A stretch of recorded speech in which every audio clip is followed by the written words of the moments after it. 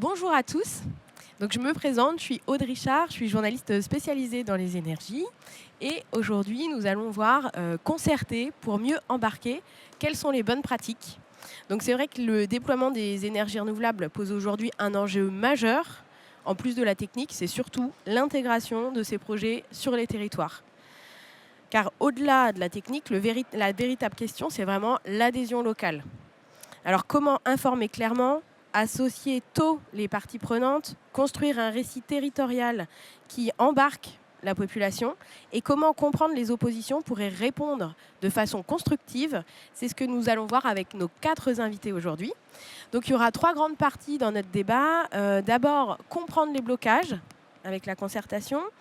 Les outils, est-ce que c'est des besoins réels ou plutôt des effets de mode ?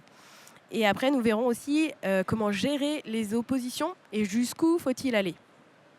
Alors, comme ce sujet traite de situations très diverses, en fait, on a mis en place une application qui s'appelle Slido pour poser des questions. Donc, vous pouvez flasher le QR code qui est là. Normalement, en zoomant beaucoup, ça fonctionne. Voilà. Ou aller sur le site Slido, donc S-L-I-D-O. Et comme ça, vous pouvez poser vos questions en direct. Alors moi, je vais les avoir au fil de l'eau. À certains moments, je pourrais faire des temps de questions. À d'autres, on continuera notre débat. Mais en tout cas, je les aurai bien devant moi. Et puis, de toute façon, on gardera un temps à la fin pour prendre vos questions. Si vous n'aimez pas les applis ou quoi, le bras, c'est super. Ça marche bien. Donc voilà, il y aura un temps de questions-réponses à la fin en levant le bras. Avant de commencer, en fait, moi, j'aime bien savoir à qui on s'adresse. Et donc, qui êtes-vous ? Est-ce que vous êtes des développeurs, des porteurs de projets ? Dans la salle, voilà, vous pouvez lever le bras comme ça, qu'on voit à peu près. OK. Est-ce que vous êtes des bureaux d'études ? Ouais. Des communicants ? OK. C'est bien, c'est assez hétéroclite. Des élus locaux ? OK. Bienvenue, madame. Des étudiants, peut-être ? Très bien. Des citoyens, des associations aussi ? Parfait. Merci beaucoup en tout cas de votre présence. On va commencer par la première partie. Pardon. Hop. Je vais y arriver. Tac. Voilà. Comprendre les blocages. Alors, pourquoi ça coince des fois un projet sur un territoire ? Pourquoi, plus largement, quelle est la vision personnelle de la concertation ? C'est ce que nous allons voir avec donc Paola Orozco-Swell. Donc, je vous accueille. Vous pouvez monter par là, en effet. Donc, vous êtes fondatrice de Courant Porteur, un cabinet de concertation spécialisé dans les ENR depuis plus de 15 ans. Et vous mettez en place donc, des espaces de dialogue pour faire émerger les enjeux locaux. C'est surtout ça. Tout à fait. Est-ce que vous pouvez nous expliquer un peu... Ah oui, vous êtes aussi, j'allais oublier, pardon, garante de la concertation. Donc c'est un titre pour être agréé par la Commission nationale du débat public quand même. C'est important. Pour commencer, est-ce que vous pouvez nous expliquer, est-ce que la concertation, ça a toujours comme objectif l'acceptabilité des projets, l'adhésion ou l'acceptabilité ? Alors, bonjour à tous, merci pour cette invitation. Je voudrais en fait, avant de répondre comme ça directement à cette question, je pense qu'il est important qu'on fasse une distinction entre la concertation réglementaire qui est dictée par le Code de l'environnement. Et donc la concertation réglementaire qui est dictée par le Code de l'environnement est garantie par la Commission nationale du débat public. Et la concertation volontaire, en fait, qui est un peu ce qui intéresse finalement, je pense, le public ici. Et cette concertation volontaire, comme son nom l'indique, en fait, elle dépend de votre envie d'en faire. Et c'est très important de faire cette distinction parce qu'en fait, quand on est dans le cas d'une concertation volontaire, on ouvre en fait un espace d'expression. Et c'est ça qu'il faut comprendre. Et en ouvrant un espace d'expression dans un territoire où on implante un projet, on donne la possibilité au public de ce territoire, à la population de ce territoire, d'exprimer des craintes, des attentes, des besoins, des contraintes. Et c'est là où en fait la question de l'acceptabilité de la concertation n'est plus très pertinente, excusez-moi de le dire, parce qu'on passe à une question qui est beaucoup plus intéressante, qui est celle des conditions de faisabilité d'un projet. En fait. Et c'est ça que permet la concertation, et c'est ça qui devrait être son objectif, je pense personnellement. C'est quoi les conditions de faisabilité d'un projet ? C'est pouvoir comprendre à quelles conditions on accepte et on dit oui à la réalisation d'un projet. Donc en gros, oui à condition que ou non, sauf si. Et la concertation pour les porteurs des projets permet ça, savoir en fait identifier ces éléments de conditions de faisabilité d'un projet. Très bien. Merci beaucoup pour cette introduction très claire. Nous allons maintenant accueillir Pauline Renner. Donc vous êtes responsable du pôle concertation à EDF Solutions Power. Et puis Clémence Souide-Poncelin. Donc vous êtes animatrice au réseau Éclair Occitanie. En fait, je vous fais arriver toutes les deux en même temps parce que toutes les deux, vous êtes très ancrées sur votre territoire, en fait, en lien avec votre territoire. Donc Pauline, à EDF Power Solutions, excusez-moi, vous chapeautez toute une équipe sur la concertation pour aider les développeurs sur le terrain. Vous, quelle vision vous avez de la concertation sur vos projets, par rapport au territoire ? Bonjour à toutes et à tous, vous m'entendez bien ? Très bien. Merci pour cette invitation. Vous parliez de territoire, effectivement, c'est dans notre ADN chez EDF Power Solutions de travailler en lien étroit avec le territoire et en particulier les élus locaux. D'ailleurs, on ne commence pas un projet sans avoir échangé en aval avec les élus pour déclencher des études et comprendre quelles sont leurs conditions d'acceptation d'un projet. Et vous essayez de les faire aimer les énergies renouvelables, non ? Alors, dialoguer avec les élus d'un territoire, c'est pas chercher à les faire aimer, c'est avant tout déjà une obligation. Une obligation, il ne faut pas oublier qu'il y a eu la loi d'accélération des énergies renouvelables qui a introduit les zones d'accélération des énergies renouvelables et l'obligation d'organiser des comités de projet. Donc pour tout porteur de projet, il ne faut pas oublier que dialoguer avec les élus locaux, c'est avant tout une obligation. On considère aussi chez nous que c'est une nécessité absolue. Les élus locaux ont une connaissance très fine de leur territoire, de ses enjeux, de ses besoins, de ses attentes. Ils sont aussi une clé de voûte dans la planification de l'avenir de leur territoire. Ils ont la responsabilité d'élaborer des schémas de cohérence territoriale, des plans locaux d'urbanisme, des plans climat, air, énergie, territoire. Voilà, donc concevoir un projet d'énergie renouvelable, se donner les possibilités de le réussir, c'est avant tout travailler avec les élus locaux pour intégrer au mieux les enjeux et les besoins du territoire et se donner la possibilité aussi de concevoir des projets qui se mettent au service d'autres politiques publiques. On donne sens à nos projets quand un projet peut à la fois participer à décarboner l'énergie, la consommation d'énergie, mais aussi quand on se met au service de l'agriculture ou au service d'aides sociales organisées par les communes à destination des personnes âgées en milieu rural, à destination des agriculteurs. Ouais, donc pour nous, l'élu est une clé de voûte dans nos projets. Et on s'appuie aussi beaucoup sur eux lorsqu'on définit nos dispositifs de concertation. Comment imaginer concevoir et mettre en œuvre un dispositif de concertation sans avoir échangé avec les élus au préalable sur leurs habitudes de concertation, sur leurs craintes, sur leurs attentes. Voilà, donc c'est la raison pour laquelle on a cette chance chez EDF Power Solutions, et j'ai une chargée de concertation qui est présente dans la salle, Nassim, d'avoir un pôle qui s'est développé depuis une dizaine d'années avec 6 chargés de concertation répartis partout en France et qui aident non seulement les chefs de projet mais aussi les élus, parce que c'est un vrai travail d'équipe à concevoir un dispositif de concertation adapté à leur territoire. Je fais une petite aparté, mais hier, on était sur une table ronde sur les métiers et la formation. Et ce genre de métier chargé de concertation, ça a vraiment le vent en poupe.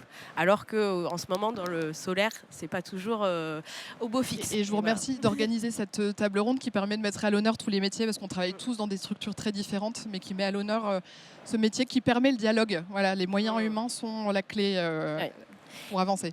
Et donc, les élus locaux, clé de voûte, on a bien compris, de la concertation. Vous aussi, Clémence, en fait, vous travaillez beaucoup avec les élus locaux et les citoyens. C'est quand même l'ADN de Éclair Occitanie. Comment vous intervenez sur le territoire, différemment d'EDF ? Différemment, mais il y a beaucoup de points communs, notamment le fait que nous, on considère qu'on ne peut pas mener une concertation, on ne peut pas mener une démarche de dialogue territorial s'il n'y a pas une place centrale des élus. Nous, c'est pareil, on implique dès la conception du dispositif de concertation les élus. On les implique même dans les dispositifs. On a fait par exemple du porte-à-porte, 2 jours de porte-à-porte avec les élus de Sévrac d'Aveyron. Donc vraiment, ils sont sur le terrain avec nous pour que les portes s'ouvrent aussi, parce qu'on est des nobody en Aveyron, alors que tout le monde connaît l'élu du coin. Donc on est un peu ce binôme de la personne qui va porter un peu le cadre un peu neutre, en tout cas le cadre de confiance, et puis l'élu qui fait que la porte s'ouvre. Donc vraiment, on les implique sur le terrain. Et nous, ce à quoi on tient quand on parle de dialogue territorial, vous avez peut-être remarqué qu'on a dit plusieurs fois ce mot plutôt que concertation. Ça a fait l'objet d'une discussion entre nous. Moi, je tiens à l'idée qu'une concertation, elle a un début, une fin. Le dialogue territorial, il n'a pas de fin. C'est ça la vision qu'on porte, nous, à Éclair Occitanie. Donc il y a les citoyens, les élus, tous les acteurs locaux doivent rentrer en dialogue sur l'énergie, mais évidemment sur les autres thématiques aussi. Et ce dialogue, il doit être animé tout en sachant qu'il n'y aura pas de fin. Et donc l'année prochaine, il faudra s'y remettre, l'année suivante aussi, évidemment avec des cadres comme les plans climat par exemple. Voilà. Mais nous, on y tient vraiment. Évidemment, ça demande des moyens et ça peut faire peur à des élus et des collectivités qui n'ont plus de moyens, malheureusement. Mais il faut savoir que les habitants bougent, les habitants oublient. Le temps de la concertation, il n'est pas le même que le temps de vie d'une personne. Voilà. Et donc, quand on sait ça, on sait à quoi s'attendre. Et je reprécise aussi que nous, on pense que ça demande des moyens, la concertation, mais quand on va aller mobiliser des habitants, leur demander de faire garder leurs enfants, de prendre 3 heures pour venir dans une salle polyvalente mal éclairée pour parler d'un projet éolien qui verra le jour peut-être dans 10 ans. Voilà, et ben, il faut se dire qu'il faut soigner ce moment.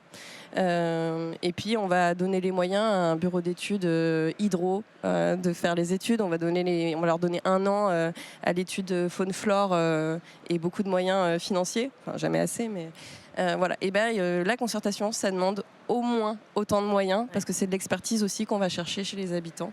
Donc voilà, c'est quelque chose qu'on porte très fortement, cette question des moyens et du temps long. Très bien. On rentrera dans la deuxième partie, dans le plus concret justement, les moyens, les outils. Et je lisais la question aussi sur les démarches de concertation. On verra ça dans la deuxième partie. Mais avant, j'accueille Julien Lecomte. Donc, vous êtes médiateur à votre cabinet Bleu Parole et accrédité également auprès de 6 cours d'appel. Assermenté, oui. Assermenté. Excusez-moi, pas accrédité. Vous avez l'habitude en fait de gérer les oppositions qui peuvent être assez virulentes des fois avec les opposants aux ENR. Comment on fait pour apaiser les discussions ? Bien, tout d'abord, bonjour à toutes et à tous et merci de votre invitation. J'utilise donc la médiation. Je suis médiateur diplômé, membre de l'Association nationale des médiateurs et je suis depuis 2 ans assermenté comme médiateur judiciaire auprès de 6 cours d'appel, ce qui m'apporte une légitimité. Évidemment, dans le cadre des projets de développement d'énergie renouvelable, c'est de la médiation conventionnelle. J'utilise surtout les outils éthiques et l'engagement déontologique que nous avons les médiateurs pour mettre en place des processus territoriaux. La réponse donc à votre question, fondamentalement en médiation, c'est poser un cadre qui doit être consenti collectivement. D'une façon lointaine, mais il ne faut jamais l'oublier, la médiation qui est apparue dans les années 70 s'inscrit dans la philosophie de la non-violence. Donc, avant de dire qu'on va mettre les gens d'accord, ce qui n'est pas mon discours, je dirais déjà instaurer un cadre sécurisant, où tout le monde est sécurisé, tout le monde est libre. Les personnes ont le droit de quitter un processus de médiation quand elles le veulent, mais le médiateur aussi, si vraiment le cadre n'est pas tenu. Donc un cadre très simple, de bon sens, de respect, de consentement collectif, d'acceptation du rôle d'arbitre, du rôle de tiers de confiance que remplit un médiateur. Et déjà en posant ce cadre clairement, j'aime bien une expression dans notre métier qui dit « le médiateur a 100% d'autorité et 0% de pouvoir ». Et pouvoir et autorité paraissent en apparence des synonymes, mais en réalité, c'est très différent. Donc il faut poser un cadre d'autorité. Évidemment, mon assermentation judiciaire depuis ces derniers temps m'apporte un peu plus de légitimité, mais la pose d'un cadre, c'est déjà vraiment la chose importante. Et vous avez à cœur vraiment l'oralité, la liberté, enfin ce que vous disiez. Moi, je suis un défenseur, peut-être un peu militant, de réhabiliter dans nos sociétés la place de l'oralité. Ça ne veut pas du tout dire que l'écrit ne vaut rien. Moi, je viens du monde de l'écrit, évidemment, comme nous tous. Mais je pense que réhabiliter l'oralité comme mode de régulation sociale, on le voit dans certaines sociétés, et c'était le cas dans nos sociétés avant la modernité, est vraiment quelque chose d'important. Il y a un philosophe camerounais qui parle, lui, de juridiction de la parole à propos de la palabre africaine. Je pense que, de toute façon, du point de vue du droit, le mode amiable en médiation judiciaire est basé justement sur cette réhabilitation de l'oralité et de l'échange entre personnes. Donc on comprend bien à quel point c'est pas forcément la concertation, mais bien le dialogue, aussi bien sur les territoires qu'en face à face, qui compte. Mais alors, quand il y a des opposants assez structurés en face, comment on fait concrètement? Quels sont les outils dont on pourrait se servir? Alors, vous m'avez dit quand on a préparé la table ronde, mais il y en a plein, ça dépend des situations, etc.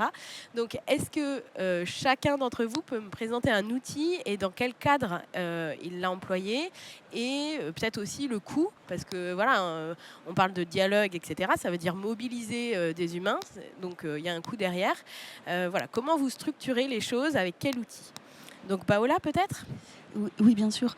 En effet, je voudrais vraiment juste à nouveau insister, parce que ça me semble important et on l'a tous dit ici, c'est un processus en fait, la concertation. Volontaire, celle qu'on pratique. Et on a dit processus, dispositif, voilà, on a entendu. Ouais. c'est pas une procédure en fait, c'est encore deux choses différentes. Une procédure, ça a un temps limité, et c'est le cas d'une concertation réglementaire, et un processus de dialogue, c'est infini, et c'est ça qui est important, et c'est ça qu'il faut voir. Et donc, comme on s'inscrit dans un processus, il faut voir la concertation sur un temps long, en fait. Et donc, du coup, les outils aussi vont être pensés par rapport à ça. Pour aller donc dans le concret, d'abord, il y a un courant porteur, en fait. On a l'habitude de se poser la question du pourquoi faire, plutôt de quoi faire. Parce qu'encore une fois, et c'était le débat qu'on avait eu, des outils, des méthodes, il y en a partout, où vous voulez, et on les connaît tous. Et on peut tous les mettre en place. C'est pas ça la question, je pense. La question, c'est pourquoi on va faire ça, à qui on s'adresse, pourquoi on s'adresse à cette personne ou à cette typologie d'acteurs, dans quel objectif on va les convier à un dialogue, pendant combien de temps, pour aussi quoi faire dans le cadre du projet. Et quand on se pose ces questions, on va se rendre compte en fait que les outils, un peu comme quand on fait la cuisine, si on fait une omelette, on sait qu'on va plutôt avoir besoin d'une fourchette que d'une cuillère en bois, parce que ça va être beaucoup plus compliqué. Là, ça va être un peu pareil pour la concertation. Pour arriver à un exemple concret de comment on va mettre en place un dispositif de concertation, notamment avec des gens difficiles ou opposés à un projet, ce qu'on pratique parfois en fait dans certains projets par rapport à certains territoires, c'est ce que nous on appelle des ateliers de controverse. C'est-à-dire qu'en fait on a compris que il y a un problème de partage de la même perception, du même territoire ou du projet ou de la même par problématique. Exemple, sur le biogaz ou l'éolien, il y a des opposants. Tout à fait. Donc ces ateliers de controverse, comment vous faites? Et ces ateliers de controverse, en fait, ils vont permettre de lâcher la parole et surtout de donner la même légitimité à ceux qui ont une expertise objectivée et scientifique, de ceux qui ont une expertise subjective, mais aussi d'usage en fait du territoire. Et les deux expertises, en fait, elles vont être mises au même niveau, elles auront le même poids. Et l'objectif à la fin d'un atelier comme celui-là, ce sera de permettre à chacun d'argumenter et donc du coup aussi d'arriver à une objectivisation de la subjectivité des uns et d'arriver à une argumentation de l'objectivité des autres. Ce qui nous permet en fait à la fin d'avoir un truc un peu plus tangible et donc sur lequel pouvoir discuter plus tard. Donc on est combien dans la salle? Il y a une animatrice, enfin comment ça se passe? Alors bien sûr, il y a une animation, il y a un déroulé d'atelier avec un timing en fait préparé à l'avance. Ça peut être, c'est pas forcément ouvert à tout le monde. Parfois en fait, on peut l'ouvrir à tout le monde, mais pas forcément. Ça s'adresse souvent effectivement à ceux qui ont quelque chose à dire parce qu'ils ne sont pas d'accord avec ce qui se passe. Et ça peut être très utile en fait quand on va présenter les études d'un projets, lorsqu'elles arrivent et qui permettent en fait aux porteurs de projets de dire voilà pourquoi on va se mettre ici, voilà pourquoi on va faire ça, et à ceux qui habitent ce territoire de dire voilà pourquoi en fait ça va être problématique. Et donc en gros ça va servir à ça parce qu'en fait là où un bureau d'études va arriver avec une certitude d'enjeu, et en fait la population va arriver avec une certitude d'enjeu par rapport à leurs usages. Donc on comprend bien que ce n'est pas une réunion publique, justement, c'est pas on présente les études et vous écoutez, c'est vraiment un atelier avec les deux parties au même niveau. Qui va permettre effectivement de croiser les regards sur ça, moi je pense ça, je vois ça comme ça, et sur ça, l'inverse, notamment côté porteur de projet. Et c'est très enrichissant en fait, c'est vraiment très très très enrichissant et à chaque fois, tout le monde sort de là avec une compréhension de quelque chose qu'avant ils n'auraient pas pu imaginer ou qu'ils ne savaient pas en fait qu'il y avait une bonne intention d'un côté comme de l'autre. Donc ça rétablit le dialogue. Merci beaucoup Paola. Pauline, vous, pareil, il y avait plein d'outils dont vous servez, mais vous m'avez dit je voudrais du concret. Nous on fait des visites sur le terrain. Alors pareil, en cas d'opposition par exemple sur un projet biogaz ou sur de l'éolien plutôt, oui parce que le biogaz c'était pas le bon exemple, mais en éolien ou en photovoltaïque, vous faites des visites de sites. Oui, alors je partage tout à fait tout ce qui a été dit par Paola, bien entendu. Si je peux me permettre, on parle beaucoup d'opposition, mais le plus gros défi auquel on est confronté dans nos concertations partout en France, c'est le manque de participation. Je pense que c'est important quand même de le dire. On organise des dizaines et des dizaines de temps de concertation sur cette fin d'année. Ouais, et quand il y a 3 personnes qui arrivent, on est un peu déçus. Quand vous avez fait une communication très importante avec les canaux de la commune, avec les appuis des élus, 5000 invitations pour une trentaine de participants. Voilà, il y a beaucoup de déceptions dans tout ce qu'on peut organiser partout en France, parce qu'on a beau diversifier les outils, on a beau s'adapter aux actualités, aux temporalités du territoire, on a toujours de la difficulté à mobiliser les habitants, ça c'est une réalité. Alors, je vais parler des visites, mais on revient aussi beaucoup sur du porte-à-porte. Je laisserai la parole à mon collègue Julien pour aborder ce sujet peut-être plus précisément. Mais nous, on ressent ce besoin de plus en plus d'initier une concertation en faisant du porte-à-porte, en allant vers les habitants pour essayer de... disait Clémence aussi tout à l'heure avec les élus locaux pour pas être le nobody, pour pouvoir ouvrir la porte. Justement. Exactement, et lever tous les freins, parce qu'il y a aussi, on s'en rend compte en faisant du porte-à-porte, tout un tas d'habitants qui ne se sentent pas capables en fait, de venir dialoguer sur ce type de sujet. Voilà, donc nous, on cherche à lever tous les freins. Et bien évidemment, on organise aussi des visites parce qu'il y a besoin de concret. Quoi de mieux de parler d'un projet en allant sur le site directement pour se rendre compte de ce que pourrait donner le projet. Quoi de mieux pour parler de la technologie éolienne ou de la technologie solaire que d'aller visiter Vous avez visité centrales. Quel parc, par exemple Le parc éolien de Fresnay-la-Tour en Haute-Loire, par exemple, avec l'appui du maire, qui nous a permis d'échanger de façon très concrète avec les habitants et les élus. Et ça a permis de lever des réticences ? Tout à fait, et discuter de bruit au pied d'une éolienne, de discuter tout un tas de sujets et d'idées reçues qui peuvent être véhiculées autour des différentes technologies. Très bien. Merci beaucoup pour cet outil. On pourra revenir un petit peu en détail. Je vois qu'il y a des questions aussi sur les outils. Clémence, vous, à Éclair Occitanie, vous avez mis en place un jeu, si on peut dire, qui normalement était là et qui n'est plus là. Bon, je suis désolée. Donc, est-ce que vous pouvez nous expliquer un petit peu donc ce jeu que vous faites avec les élus, c'est ça ? Alors, c'est un jeu. C'est super fun, pas du tout. Donc oui, non, il n'y a pas d'outil parfait, mais il y en a un qui est vraiment pas mal. Nous, on a créé un atelier qui s'appelle les ateliers Énergie Mix à Éclair, en faisant le constat de tout ce qu'on a dit, que parler d'énergie, ça passionne pas les foules, et que c'est des sujets complexes, la transition énergétique. En fait, en 2021, il y a plein de travaux de très bonne qualité qui sont sortis, le rapport RTE, les scénarios de prospective de l'ADEME, la mise à jour aussi du scénario négawatt, et on s'est dit, c'est fou quand même, il y a 11 scénarios de transition énergétique, produits par 3 structures très différentes, et il y a quand même des grands accords. Donc sur quoi ces scénarios sont d'accord et sur quoi il y a de réelles controverses, parce que nous c'est quelque chose aussi auquel on tient.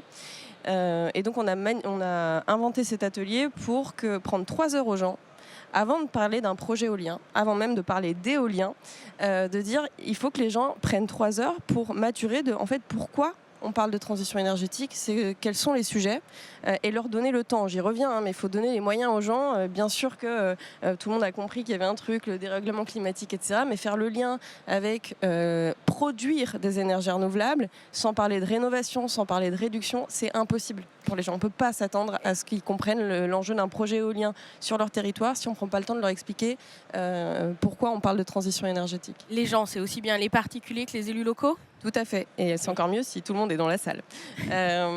Oui, on l'anime dans les lycées. En fait, on l'anime pas forcément en support d'une concertation de projet. Ça arrive et souvent C'est en amont, si j'ai bien compris. Voilà, c'est en amont. Donc soit c'est le point zéro de la concertation de projet, soit même, là je l'animais juste parce que la mairie de Saint-Bosille de Montmel, dans l'Hérault, avait envie de faire parler d'énergie à ses habitants. Donc voilà, avec la coopérative citoyenne Wattpeak, on l'a animé un samedi après-midi et il y avait 15 personnes dans la salle qui ont pris 3 heures de leur temps un samedi après-midi, alors qu'il faisait très beau et que c'est très joli Saint-Bosille de Montmel, pour parler de controverses énergétiques. Ouais. Et donc voilà, c'est un atelier qui est très rythmé. À la fin, on ne sort pas avec des recommandations de ce qu'il faut faire pour le territoire. Ouais. On sort avec l'envie de se dire ok, j'ai mieux compris, je comprends ce qui est compliqué et je comprends quels sont les vrais sujets de controverse, lesquels il faut prendre du temps. Et on a un autre temps, c'est fun parce qu'on donc ça s'appelle Energy Mix. J'ai pris quelques exemplaires là du livret. Normalement, il y avait quelques petites photos. Oui, mais on voyait pas grave. Les personnes autour de la table jouer en fait, avec des cartes. Exactement. On a essayé de rendre le truc un peu ludique parce que oui, c'est 3 heures quand même. Et du coup, de montrer aussi qu'on peut parler de transition énergétique sous plusieurs angles. Donc l'angle de la controverse. Voilà, on a fait 7 familles, un jeu de 7 familles de controverses dans la famille. C'est quoi par exemple une controverse? Par exemple, la sécurité d'approvisionnement. Quel mix énergétique nous garantit la meilleure sécurité d'approvisionnement? Ça ne fait pas l'unanimité. Il y a des gens qui pensent que c'est le mix 100% renouvelable. Il y a des gens qui pensent que un mix avec du nucléaire a garanti une meilleure sécurité. Oui, c'est fun. Il va y avoir du débat, ouais, c'est ça. Et puis, il y a l'angle du risque. Donc après, on a une petite animation dans l'atelier, c'est le goût du risque. Quel goût du risque vous avez? Est-ce que vous êtes plutôt OK pour prendre le risque du blackout ou plutôt OK pour prendre le risque d'augmenter les inégalités entre les habitants? Voilà, on prend vraiment le principe de parler de transition énergétique, c'est parler de modèle de société sous l'angle de la controverse, sous l'angle du risque. Voilà. Et au bout de 3 heures, en fait, les gens ont envie de rester 4 heures. Et c'est souvent ça le point un peu joyeux de la fin, c'est qu'on n'a pas plombé l'ambiance en parlant d'énergie. Vous nous rappelez comment ça s'appelle et où on peut le trouver en fait? Oui, c'est un atelier qui s'appelle Energy Mix. Il y a 130 personnes en France qui sont formées à animer ces ateliers. Et il y a un site qui s'appelle energy-mix.org. Parfait. Voilà. Merci beaucoup Clémence. Julien, on a parlé du porte-à-porte. Vous, c'est vraiment votre outil privilégié en fait. Comme on disait, l'oralité, le dialogue. Comment vous faites pour le mettre en place? Est-ce que c'est vous qui y allez? Est-ce que vous recrutez des personnes? Comment ça se passe? Alors l'idée du porte-à-porte part d'une idée qui consiste à désapprendre ce qu'on m'a appris à l'école. À l'école, on m'a dit qu'il faut aller du général vers le particulier. Je crois qu'avec l'humain, c'est l'inverse. Il faut aller du particulier vers le général. Donc le porte-à-porte, c'est déjà cette idée qu'on va composer, on parlait de processus très justement, qu'on va composer un panel, un groupe, et on va essayer d'engager une dynamique dans un territoire. Sachant qu'en milieu rural, de mon expérience, le meilleur mode de communication, c'est quand même radio-campagne, le bouche à oreille, fonctionne très très bien. Et donc en allant à la rencontre des gens, pourquoi? Parce qu'il ne s'agit pas simplement de faire du porte-à-porte, ça a premièrement un rôle d'information. On découvre des fois des personnes qui sont à 700 mètres du site et qui ne sont absolument pas informées d'un projet sur lequel il y a des réunions depuis 5 ans. Est-ce que vous pouvez nous donner un exemple concret de projet? Oui, j'ai eu un exemple sur un projet en Charente où plusieurs personnes qui étaient riverains du site n'étaient absolument pas au courant. Et l'enquête publique allait commencer dans 2 mois. C'était un projet de quel éolien pour Valéco. Ouais. Voilà, qui est construit d'ailleurs aujourd'hui. Et donc, cette idée du porte-à-porte, c'est de recueillir la parole. Alors, comment on recueille la parole? Parce que je ne suis pas sociologue, je ne suis pas sondeur.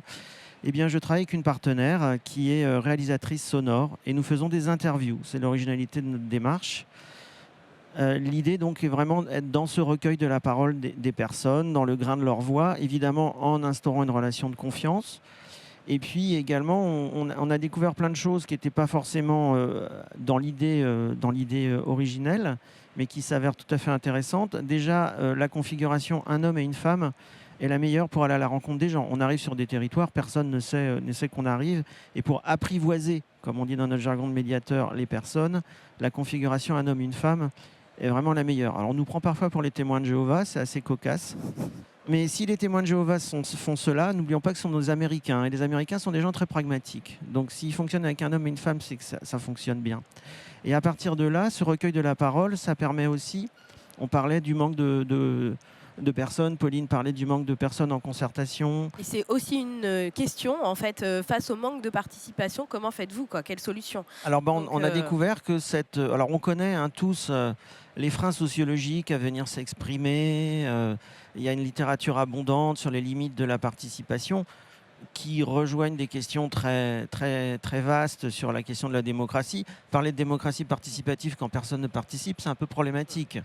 Et aller à la rencontre des gens, donc en porte-à-porte, recueillir leur voix, ça permet aussi d'amener, je dirais, la voix des sans-voix. Parce que nous, ce qui nous intéresse, c'est la zone grise.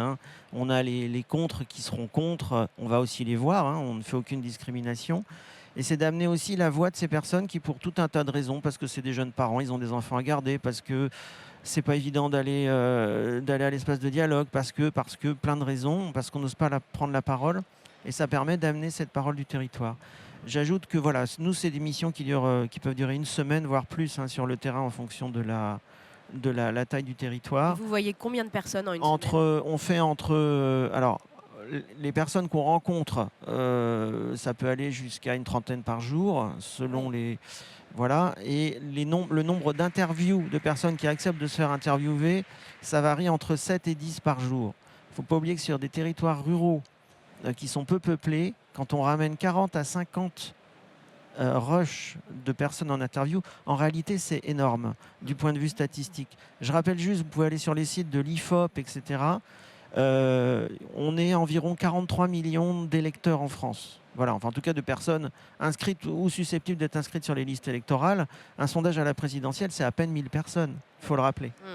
Donc là, vous arrivez à toucher 40 à 50 personnes. Une fois que vous avez recueilli cette parole, qu'est-ce que vous en faites? Alors, ma réalisatrice, qui est très talentueuse, arrive à me faire entre 15 et 20 minutes un panorama sonore. Donc un petit podcast, en fait, avec tous les avis du territoire. Voilà, alors c'est plutôt une bande sonore parce qu'elle a la diffusion éphémère, le contrat moral qui nous lie avec les personnes. On a les accords écrits d'enregistrement. J'ai dû en signer 2 ou 3 depuis 2018, donc les gens nous font confiance. Par contre, c'est une écoute éphémère. La bande n'est même pas remise aux clients. Et on commence l'espace de dialogue en disant, avant de parler, on va peut-être d'abord commencer par écouter. Et écouter, voilà, ce que nous, on a recueilli sur le territoire. Et je suis toujours très étonné de l'attention avec laquelle on écoute. Et dans le fondement aussi, enfin des fondements de cette pratique de l'oralité, c'est que nous vivons dans une société qui est dominée par le paradigme de l'image. On sait que l'image pose tout un tas de questions sur la manipulation. Alors avec l'IA, ça va être encore... mais c'était déjà des questions qui existaient. Rien que cadrer ou recadrer une photo, on induit des interprétations différentes. Ouais. Et donc, moi, je dis souvent à mes clients, la concurrence des visibilités, pour moi, me paraît une guerre perdue d'avance. J'ai pour idée, en tout cas, pour principe, de substituer la visibilité, de la remplacer par l'audibilité. Et quand on sort de l'image et qu'on est dans l'écoute, on induit une relation aussi différente entre les personnes, à la fois entre eux et nous, et entre eux et entre le porteur de projet qui va être là. Oui, tout à fait.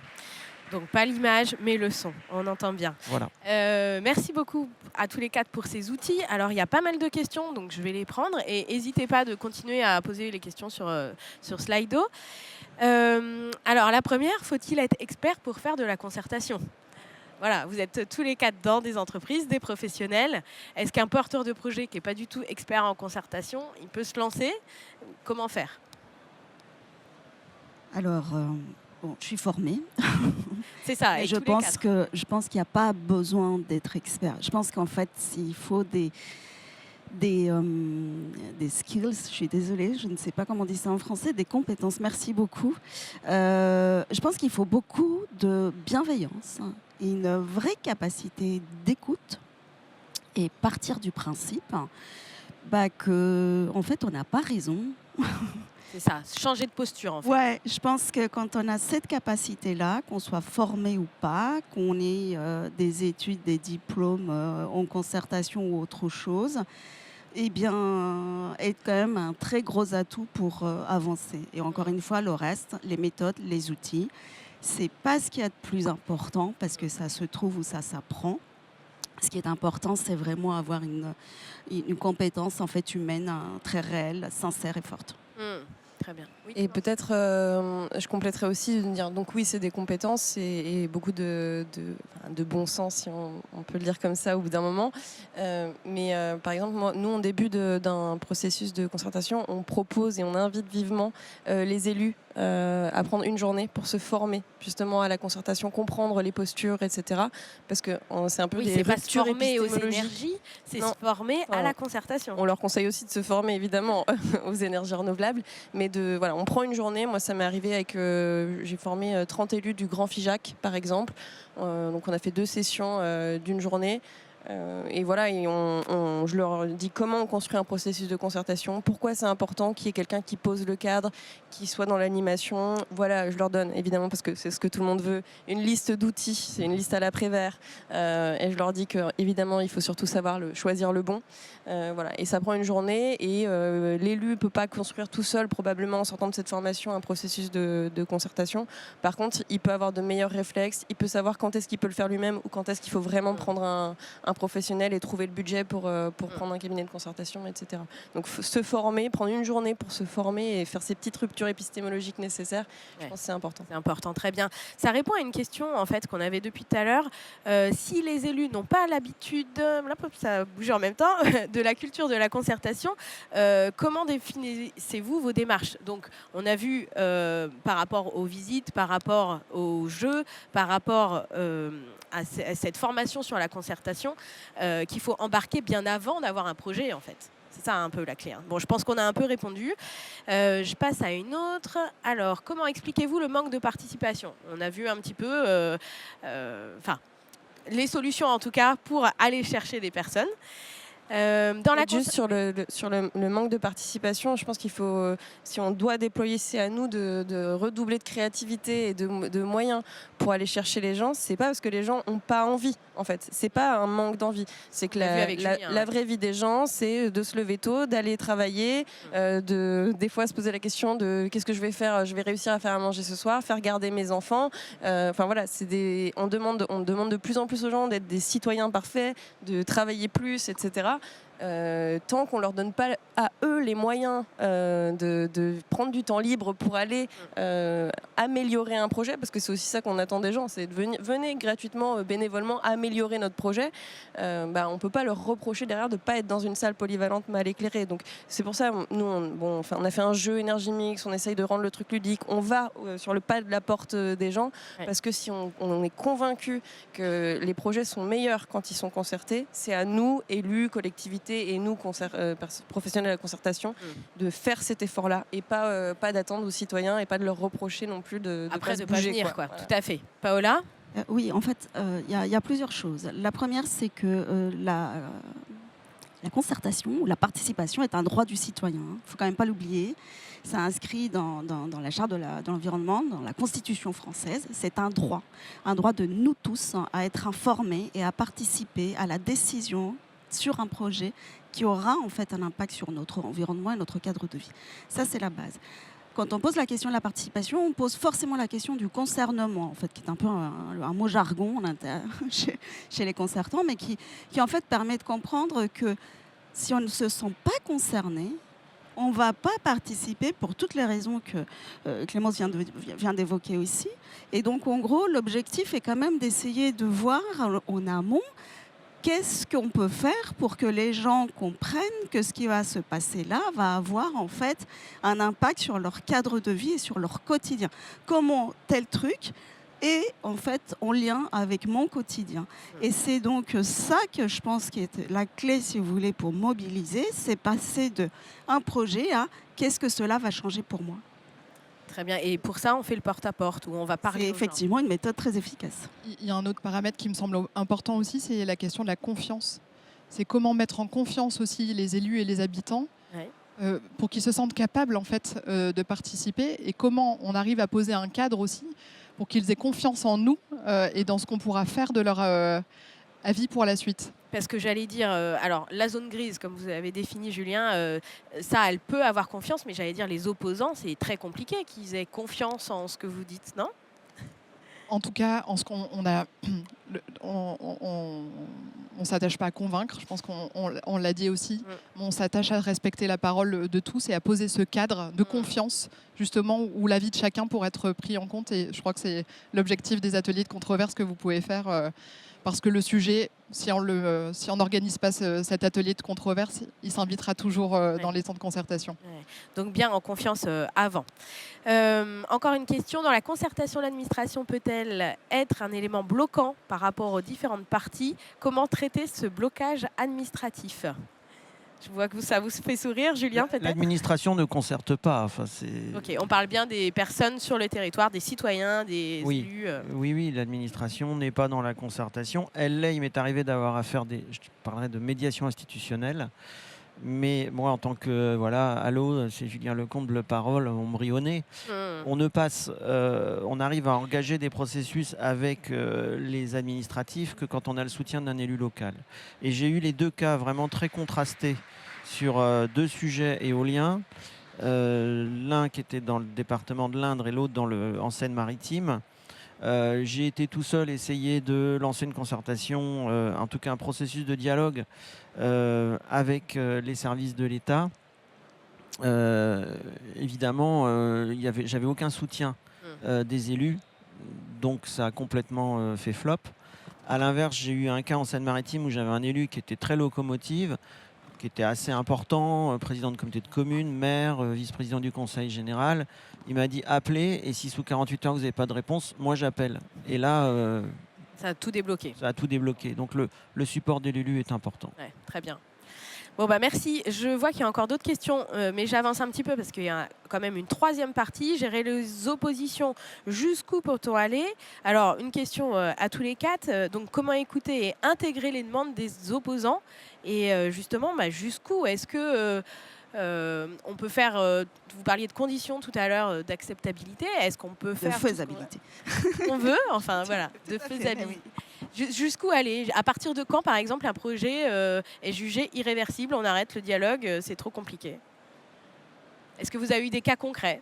Si vous voulez intervenir, allez-y. Moi, je dirais jusqu'à l'enquête publique. D'accord, ok. Il m'est arrivé, moi, d'intervenir. Alors ça, c'est les développeurs qui se sont pris un peu en panique en me disant « Zut, on n'a rien fait, est-ce que vous pouvez intervenir ?»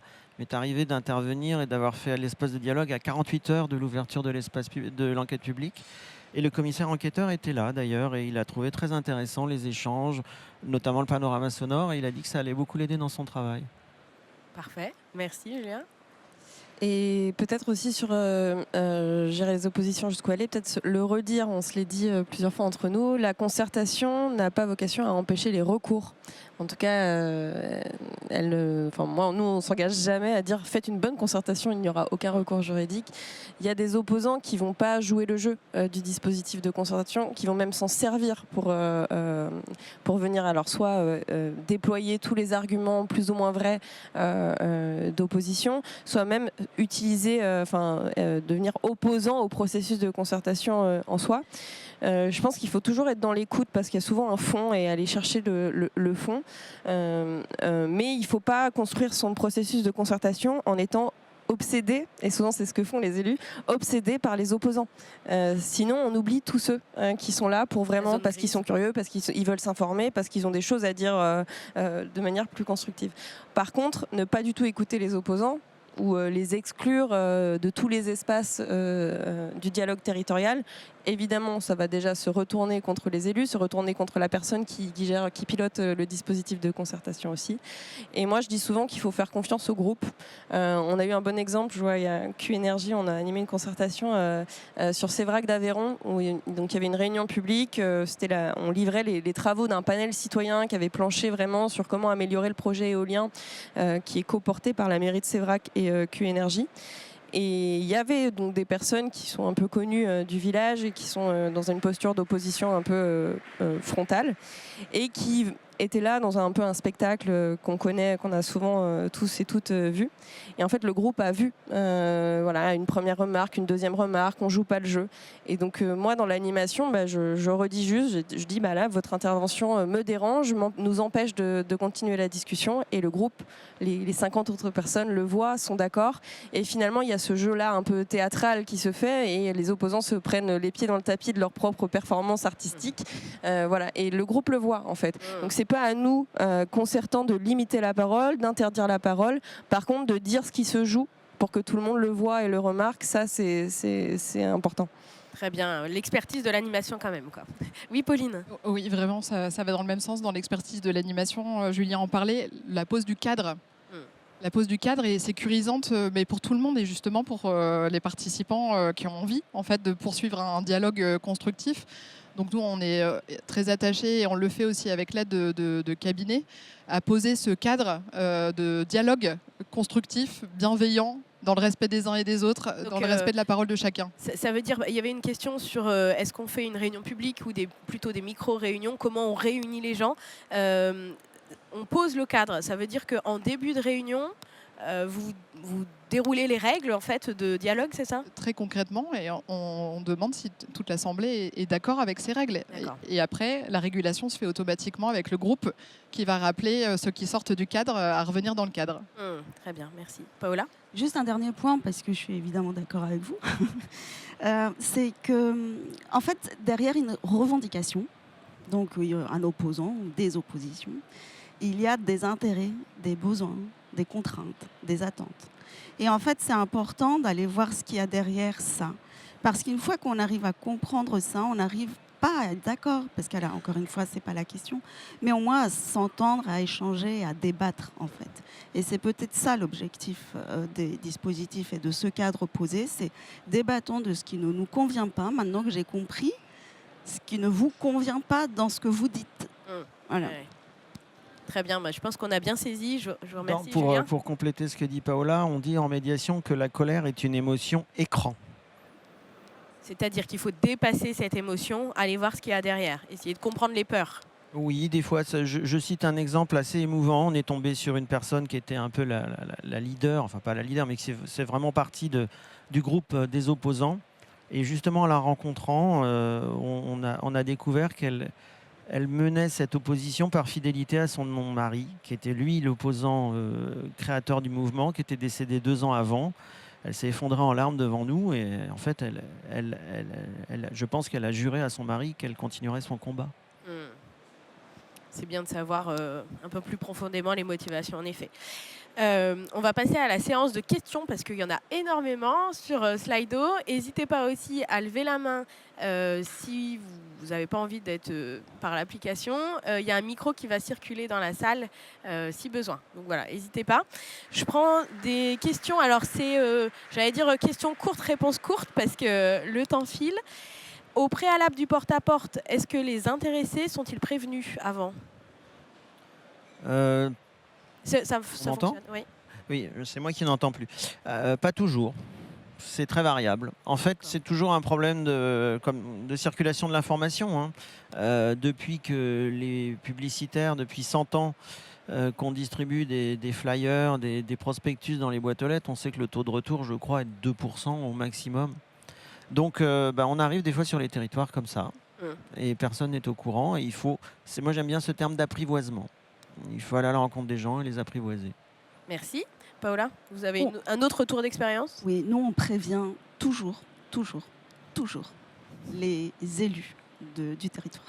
toujours. On ne rentre pas chez les gens sans... Les élus, mais pas forcément le particulier. Après, c'est les élus en fait qui font la démarche d'informer leurs administrés du passage d'équipe pour tel ou tel sujet, qu'ils soient d'ailleurs contre ou pas par rapport au projet. La position de l'élu vis-à-vis du projet n'est pas pour nous une condition pour mettre en place une démarche de concertation ou de porte-à-porte en l'occurrence. En revanche, permettre à l'élu de savoir ce qui va se passer sur son territoire pendant un certain temps quand même long, et ensuite lui donner la possibilité d'informer ses administrés, de gérer en fait l'intervention des équipes qui ne sont pas du territoire, nous semble très important. Très bien, j'en profite. Oui, excusez-moi, évidemment que les élus sont toujours prévenus. Je parlais de la circulation de l'information. Dans certains territoires comme les Hauts-de-France, les élus ne veulent plus prévenir. Parce que ils nous disent, je leur dis, mais c'est une information neutre. Vous dites juste, ils disent, oui, on est au courant que vous passez. Si les gens appellent, on expliquera que vous n'êtes pas des escrocs qui venaient essayer d'arnaquer les personnes âgées. Mais nous, si je mets éolien et mon nom, les gens vont tout de suite dire, il est pour le projet, on va venir me pourrir. Donc les élus ne veulent plus communiquer aussi. Mais évidemment, ils sont prévenus en amont par porteurs de projet. Oui, tout à fait. Je reste avec vous, Paola. En fait, il y avait une question sur les retours d'expérience sur les ateliers de controverse. Est-ce que vous auriez un retour, par exemple en éolien, qui a permis d'enrichir le projet, d'accroître l'appropriation ou l'acceptabilité? Un projet concret? Oui, alors notamment en fait une question de déviation. Alors, c'était un projet d'aménagement du territoire qui existait depuis des années sur le territoire, qui évidemment n'avait pas été identifié par les bureaux d'études. Aménagement du territoire, c'est pas éolien. C'est une déviation d'une route. Non, c'était à cause d'une déviation d'une route.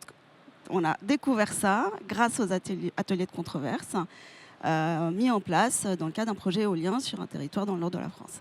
Et en fait, la présentation d'études qui permettait donc d'expliquer comment le projet allait commencer à se développer de manière très concrète. C'était un atelier qui était adressé uniquement aux opposants. Il y avait une association d'opposition qui était clairement structurée. Donc l'atelier, c'était pour eux et les élus du territoire. Donc il y avait d'un côté les élus, d'un côté les opposants. Il y avait, tout le monde pouvait s'installer où il voulait dans la salle. En revanche, il n'y avait pas eu d'invitation collective ouverte à tout le monde. La salle n'était pas ouverte à tout le monde, c'était bien précis. C'est vous parce que vous êtes élu ou vous parce que vous êtes membre de telle association ou de telle opposition. Et il y avait eu donc une présentation de ces études, de la concrétisation en gros pour faire court du projet. Et de l'autre côté, les opposants en fait ont commencé à expliquer qui s'opposait au projet. Et à force de rentrer en fait dans la controverse de chaque étude et de chaque identification d'enjeux, on comprend qu'il y a un projet de déviation, d'aménagement du territoire qui existe depuis très longtemps, mais qui en fait, comme il n'a jamais vraiment évolué, il n'est pas identifié par les bureaux d'études. Et du coup, ça a permis de faire émerger en fait une inquiétude de la part de l'opposition qui était de se dire que ce projet allait compliquer encore plus les choses par rapport au projet d'aménagement du territoire qui était prévu. Voilà. C'est par exemple c'est imbriqué en fait. C'est complètement imbriqué et ça a permis du coup aux porteurs du projet de prendre en compte un projet qui n'existait pas concrètement, mais qui existe quand même dans la tête des gens pour aménager le reste. Et donc on a eu ensuite un autre atelier qui était ma vision du territoire, d'ailleurs on l'a appelé comme ça, qui était effectivement de se dire comment on peut faire pour. Très bien, merci beaucoup. Je me permets juste de rebondir parce que c'est vraiment intéressant ce qu'explique Paola. Quand on fait de la concertation sur un projet, on arrive sur un territoire qui a son histoire en fait. Voilà, et ce type d'échange permet de mettre en exergue effectivement l'histoire du territoire et ses difficultés. Et sans ça, il est difficile d'avancer. Ou le manque de concertation sur le territoire, oui. Oui, j'ai un exemple très concret par rapport à un projet de déviation qui a, par ricochet, qui s'est reporté en fait sur un projet solaire. Je suis intervenu comme modérateur d'un débat pour un projet de Valéco au sud de l'agglomération de Poitiers, en agrivoltaïque. Et il y avait quasiment 250 personnes au débat public. C'était absolument énorme. J'ai jamais eu autant de monde. Alors là, on parlait de participation. Et en fait, il y avait une sorte de cristallisation entre guillemets, de traumatisme territorial, entre guillemets bien sûr, sur un projet de déviation. On était dans un secteur périurbain au sud de l'agglomération de Poitiers, en campagne, etc. Et ça avait été très très mal traité. Et finalement, le projet agrivoltaïque se retrouvait un peu à être le bouc émissaire. Et ça n'avait jamais été bien traité, la question de la médiation. Et c'était très difficile de reconstruire quelque chose derrière. Ouais, on sent l'historique ou la culture du territoire. Merci. Une question pour Éclair. Les ateliers énergie mixte sont-ils valables uniquement en Occitanie? Alors non, on a vu qu'il y avait 130 personnes formées sur la France. Et comment aller plus loin après le jeu? C'est quoi la marche suivante? J'adore qu'on appelle ça un jeu, ça me fait trop rire. C'est fun, vous avez dit. C'est très fun. Donc les gens qui viennent et qui passent 3 heures et qui ont envie de poursuivre, là, ils peuvent déjà, on conclut par, on appelle ça la cuisine du terroir, sur les manières d'agir localement sur la transition énergétique. Donc on peut valoriser, faire témoigner par exemple une maison du vélo ou une coopérative d'énergie citoyenne. Donc on leur donne quand même quelque chose. Ils sont vraiment motivés, ils se disent ok, je veux mieux comprendre et agir sur l'énergie. Ils peuvent déjà faire une petite action concrète de rejoindre un collectif ou rejoindre une action. Et derrière, quand c'est sur un dispositif plus long, nous on trouve ça bien de commencer par Énergie Mix, mais derrière de rezoomer sur le territoire, parce qu'Énergie Mix va venir parler de controverses nationales autour de la transition énergétique, donc de venir rezoomer. Et donc on invite à un deuxième atelier. Nous on anime pas mal d'ateliers destination TEPOS du réseau Clair, ou parfois un atelier étape paysage quand il y a un gros enjeu autour du paysage et donc sur l'éolien par exemple. Voilà, donc du collectif paysage après pétrole. Donc voilà, il y a vraiment un processus de voilà, les gens qui veulent faire les 5 ateliers, c'est super.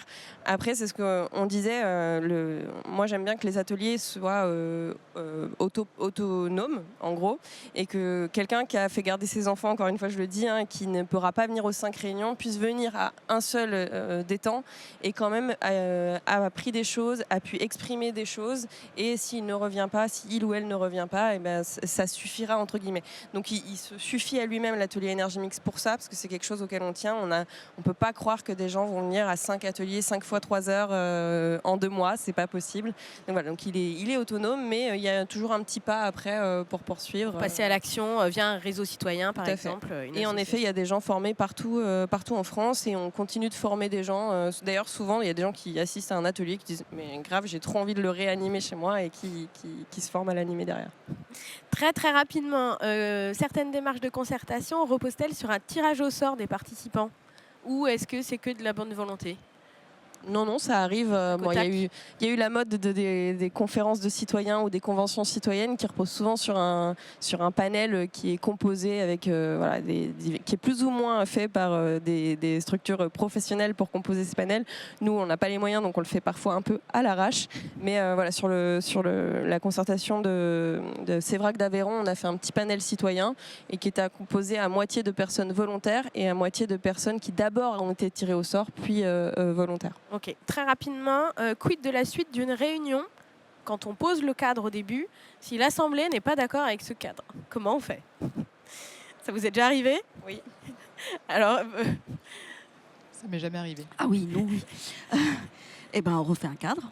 c'est-à-dire, vous débattez avec eux, quelles sont les règles? Vous êtes On prêts à débat aller de jusqu'où? comment on va débattre. Ok. Et donc, ça prend plus de temps que le temps qui avait été prévu. C'est ce qu'on dit d'ailleurs. On dit, bon, écoutez, d'accord, on avait dit qu'on était là jusqu'à telle heure. Forcément, ça va décaler. Mais on peut aussi travailler vite à comment vous voulez qu'on fasse. Et puis, on imagine, si vous êtes là, c'est que vous voulez qu'on fasse quelque chose. Donc, du coup, on n'est pas tous venus pour rien. Mettons-nous d'accord sur 3 points. Et en fait, on identifie pourquoi on n'est pas d'accord avec le cadre. Qu'est-ce qui pose problème? Parfois, il y a une histoire de confiance. Quand il y a de l'opposition, c'est on vous fait pas confiance. Ah bon, d'accord. Donc, qu'est-ce qu'on peut faire pour que vous fassiez confiance? Venez animer vous-même. Vous faites-vous le compte-rendu, ou je m'engage à vous envoyer le compte-rendu, vous le validez avant qu'on l'envoie aux autres participants. Enfin voilà, on peut trouver pléthore de moyens pour qu'en fait on puisse... Quoi. Oui, je pense. Parfois, moi, ça m'est déjà arrivé que juste la personne, il y a quelqu'un qui exprime, je ne peux pas participer parce que je ne sais pas qui est dans la salle. Donc on prend, même s'il y a 50 personnes, on prend le temps que tout le monde se présente, et on fait des petits badges nominatifs. Qui est de la commune, parce qu'il y a la suspicion qu'il y a des gens qui ne sont pas de la commune. On prend le temps. Voilà. Souvent, c'est une question de méfiance qui peut s'entendre en fait, parce qu'il y a des raisons d'être méfiant des dispositifs de concertation, parce qu'il y en a eu des très mal faits, notamment à l'échelle nationale. Donc voilà, on peut prendre ce temps-là de faire que le cadre soit bien posé et qu'il soit satisfaisant pour un maximum de personnes. Et parfois, il y a des gens qui quittent la salle, qui disent en fait, moi, je venais pas pour ça ce soir, et je pars, et il vaut mieux que cette personne parte à 19h15 qu'elle reste 3 heures, et puis qu'après elle prenne le micro pour dire qu'elle est énervée. Donc voilà, on accepte aussi qu'il y ait des gens qui quittent la salle. La nourrice est libérée. Un petit mot travaux, Julien? Oui, bah, moi ça m'est pas arrivé, mais le consentement collectif au cadre est vraiment fondamental. La réciprocité aussi est très importante. Liberté des participants, des médians, des médiés, mais aussi liberté du médiateur. Et je dis toujours aux personnes, voilà, hein, vous pouvez très bien refuser que j'anime ce débat, il n'y a pas de problème, je m'en vais. Mais vous aurez perdu aussi l'occasion justement de faire quelque chose ensemble. Voilà, donc comme me disait avec humour un de mes formateurs en médiation, la médiation est un subtil dosage entre la bienveillance et la menace. Bah, parfait, bah, merci beaucoup à tous les quatre. Je pense que ce sera le mot de la fin.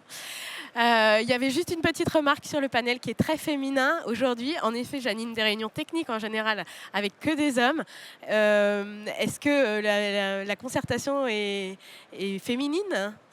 Alors moi, j'ai pas fait exprès d'être femme ni de faire de la concertation. On est quand même.